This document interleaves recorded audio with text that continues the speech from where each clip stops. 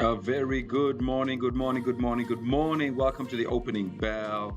It's Ashley Reeve here, guys. It's really good to be with you. Before we get started, remember, guys, the information we discuss in the video is opinion and should not be construed as advice in any way.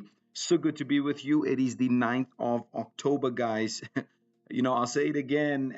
We are steamrolling through the month once again. September came, went, and the same thing is happening in October.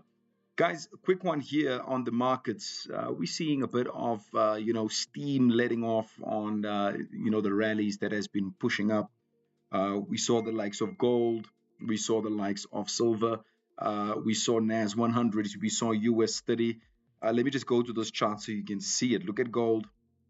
We've been rallying to the upside. The silver price has been rallying to the upside. NAS has been pushing up. US 30, S&P 500. I mean, the list goes on, right? And what's important to note is that at some point, price will have some pullbacks, and it seems like that's the current state, and that's the reality that's happening now. Obviously, these pullbacks are not going to be, drastic, where we're going to push all the way down back to the 3.7. But there will be minor, movements in between. That's your gold, that's your silver, your NAS, your US 30. And you can look at that from a dollar strengthening perspective. All right. Now, at this point in time, the dollar index has been holding near 98 points. It's close to a 2-month high. It's supported by a weaker yen and political uncertainty in Europe. Okay.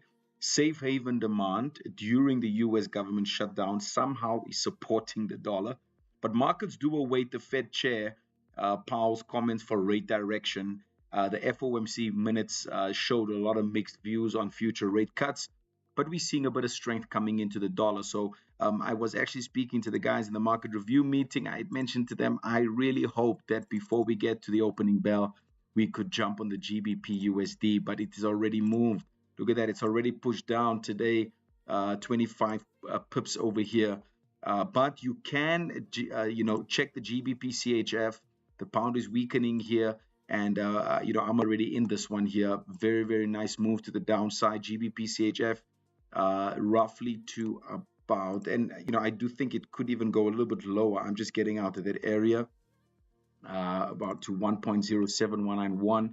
And then also the guys might want to check out, this is one that's still up for grabs, looking very nice, down to about 1.85672. So this is, what we'll be focusing on here in the opening bell. We do have a trading room later this afternoon at 2 o'clock, so don't forget and, to tune in.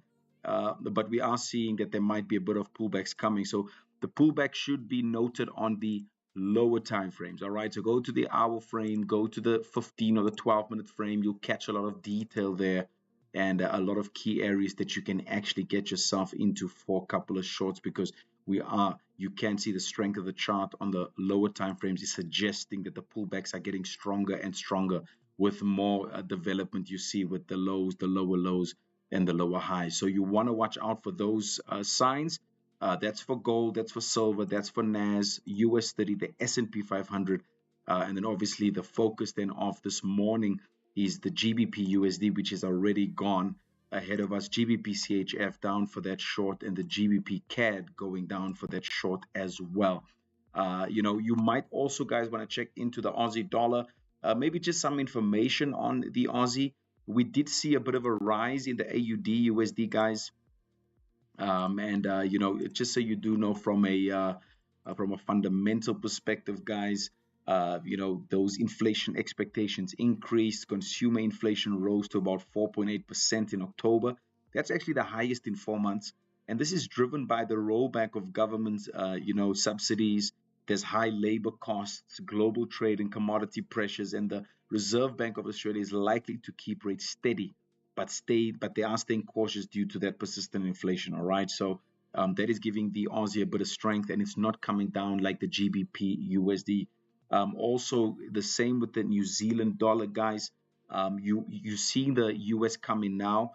It actually did strengthen a little bit yesterday. This is the New Zealand dollar, and we're seeing the push come back. But the Reserve Bank of New Zealand is cutting those rates by 0.5%. lowest since 2022. And the bank is obviously concerned about a fragile economy, guys, and left the door open for more cuts. So traders expect 80% chance of another 0.25% in November. That's another cut coming. So expect the New Zealand dollar to weaken a little bit further there. All right. So you can track this on a daily frame as well. The rates could fall to about 2% next year. So it's going to be an interesting one here. But today, this morning, we got the pound sterling that is weak against the CAD, against the CHF, and obviously against the dollar. Catch us in our trading room. We're looking forward to seeing you guys there. Ashley Reeve here, guys. I'm checking out. And if you'd like to open up an account with us, don't forget www.tdmarkets.com. You can also email us at care@tdmarkets.com. Have a good one. See you at 2 o'clock trading room live on YouTube. Ciao, ciao.